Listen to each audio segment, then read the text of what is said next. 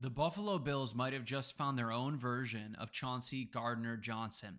I get it. I get it. That is a big statement. Chauncey Gardner-Johnson has been one of the most disruptive, consistent, blitzing, covering, safety filling, nickel filling, and even playing outside defensive back throughout the league for the last 8 years. You name it, he's done it. He's been like the Swiss Army knife of NFL defenses since he's been in the league, right? He's a defensive coordinator's dream. And now I think the Bills have drafted a player with some level of similar pedigree based off his athleticism, his pedigree, and what he ultimately can do instinctually as he's heading into the NFL. The guy that we're talking about today is Jordan Hancock out of The Ohio State University. A guy, again, he's got a big-time pedigree. He comes from a school that has produced some really elite defensive backs throughout the last 10 years. And the Buckeyes, frankly, they're not just producing defensive backs. They're churning out NFL-ready products who are going to be playmakers throughout seasons and for decades to come. They are a really good program, making really good cornerbacks. Before we get right into this, I want to show you a breakdown, or I want to show you a picture of this guy's vertical from his pro day. This dude had a 41.5-inch vertical. He ran a 4.42 40-yard dash, and he also had a 10.6 broad jump. This last week, this guy lined up in the back, defensive backs. Jameis takes the snap, throws it, ball hawk right into the ball, right, catches it, sprints upfield. And if you were watching the game, you know that an offsides reset that. But even so, I want to watch this again.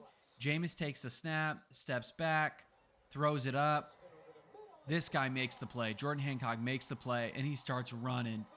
He's got the ball hawk mentality. One more play I want to show you right here. This one's from Twitter. Thanks to the guy who made this here. We're going to restart this from the beginning. Watch up top here, number 37. They grab the ball, running back jukes left, then runs right. Jordan Hancock pursuing, snaps him with the shoulder, lowers his shoulder there, gets him again. Let's watch this again. Right at the top of the screen. Hands the ball off, digs right, run. Look at the speed. He picks up the speed and just smokes him.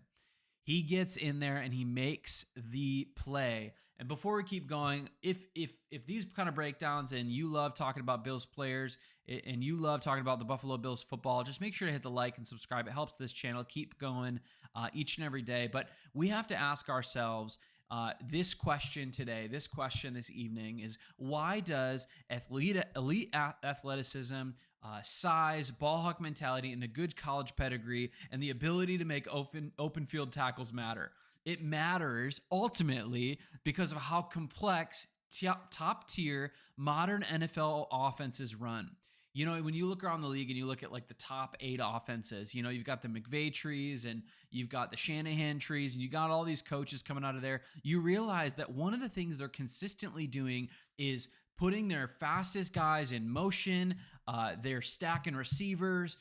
They run pick plays to create separation. And if your secondary cannot adjust on the fly, you are absolutely toast. You're going to put yourself in a bad position where you're going to have defensive backs covering guys that they should not be covering. And ultimately, the advantage on that play is going to go to the offense. And that is exactly where Hancock comes right in.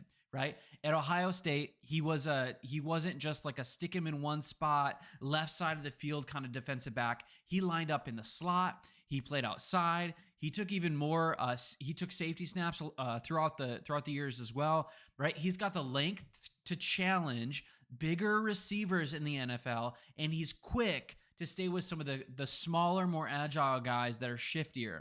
Right? And that's, again, it's a rare blend. And it's valuable in a league built on exploiting matchups. He is going to give us multiple times throughout this year opportunities to exploit matchups against quarterbacks, receivers, and even probably at times tight ends. But Jordan Hancock was picked in the 5th round this last year. And you know who else was picked in the 4th round and turned into a pretty elite defensive back? Chauncey Gardner-Johnson, right? This isn't just about the raw talent of Jordan Hancock or Chauncey Gardner-Johnson. It's about their mentality. You know, Chauncey Gardner played with swagger. He played with instincts. versatility, and Hancock is just showing flashes of those in training camp. And you know what? He's already getting first team reps in training camp in weeks past. He's making plays on the field in preseason already. We saw his tape from Ohio State. He can line up anywhere in the secondary. He trusts his eyes to jump on the ball when he needs to. He is a ball hawk through and through, and he's physical at the point of attack in the video that we already saw. And again, pedigree really matters. Hancock has been coached by some of the best coaches in college. Not only that, but just think about the last couple of years and the receivers that have been at Ohio State and have come out of Ohio State. You've got Marvin Harrison 2 years ago. You've got Emeka Egbuka this year. You've got Jeremiah Smith. You've got Carnell Tate. You've got a bunch of these other guys who are probably all Carnell Tate, we'll see about him, but all of them first-round picks, high first-round picks in the NFL draft. And that's not just, so he's not just going to school and having college reps week in and week out, day after day at practice. That's like having a training camp against first-round talent receivers every single day at college practice. Again, that's where I'm talking about pedigree. He's also learning how to have discipline, versatility, and even as he's stepping into the NFL with Buffalo, how to be competitive. Again, our cornerback room kind of needs it right now with Hairston out. We don't know exactly how things are going to break down at the beginning of the year. But again, I just want to draw attention to this. You might not have noticed this, but this dude is getting first-team reps even already throughout this offseason, even though he's a fifth-round rookie, right? We've got our cornerbacks kind of set up right now. We've got Christian Benford, steady, physical, locked in as a starter. He's going to be locked in as a Bill for a while too. Trey White's back. We love Trey White. Glad he's back. I hope he can hold up. I hope his athleticism and his age doesn't get the best of him. We got Teron Johnson and nickel, still one of the best corners in the league. But then we have Mad Max, our first round pick from this year in the mix, but he's injured with that knee. Not really sure exactly what the timetable is yet for that. But what does all this say for the starting roster and for even the depth is that there's a door open for Jordan Hancock to make a move to potentially push for a starting roster spot if maybe someone gets injured, or being ready to get 20 or 30 snaps a game based on flexing guys in and out of the game at times, right? Again, behind them, we got some other guys, but getting rid of Roswell Douglas, getting rid of Kyrie Elam, it's created an opportunity for a guy like Jordan Hancock to actually get some meaningful playing time pretty early into the year, right? Let's just say that Johnson misses some time. Teron Johnson misses some time.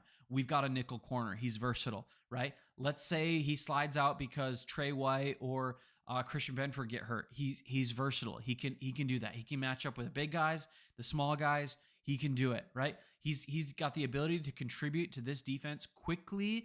And even on game day, if something happens, he can just get right in and do it again. But I'm thinking about, the bigger picture here of the division and even the conference. When I'm thinking about Mahomes, Burrow, and Lamar, usually those kind of quarterbacks, when they're looking down the field, when they're looking at the cornerbacks on the field, they don't want to throw to Trey White. They don't want to throw to Christian Benford. They're going to look at cornerback 3 and they're going to try to make a throw at that guy. And they're going to try to take advantage and exploit that. But with a guy like Jordan Hancock on our team, it gives us the opportunity to exploit what the quarterback thinks is an advantage for them.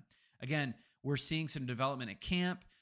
He's not being overlooked by the coaches. Jordan Hancock is patient at the line. He's making big plays, big tackles. He's not biting on the first move. He's not, that would be a rookie mistake, but it's funny because he is a rookie, but he's mature. He's got a good pedigree. He's smart. A lot of rookies, even when they lose a step, they go to grab.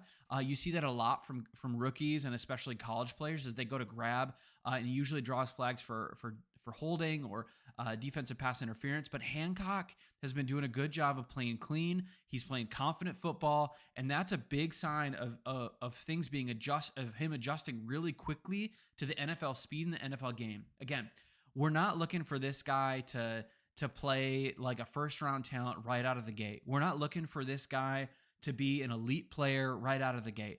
But again, with Hairston sidelined, this guy could potentially slide in as a cornerback 4, cornerback 5 on our roster, on our depth chart pretty quickly and play meaningful snaps even early on in the year. So will Jordan Hancock become the Buffalo Bills version of Chauncey Gardner-Johnson? You hope so. You hope that he's got some of that juice to him. You hope that he's going to be consistent, stay off the injury report.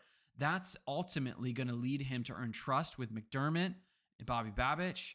But the mentality, that he has, the tools, the ability to play anywhere on the field in the backfield with safety or cornerback, I think that gives him an advantage that some cornerbacks don't have when they get to the league. I have no idea how this dude fell to us in the 5th round, but he's got a great college pedigree, great athleticism, great instincts, and I think that he is going to make an impact in this year, maybe even more than we know. So, Bills Mafia, what do you think?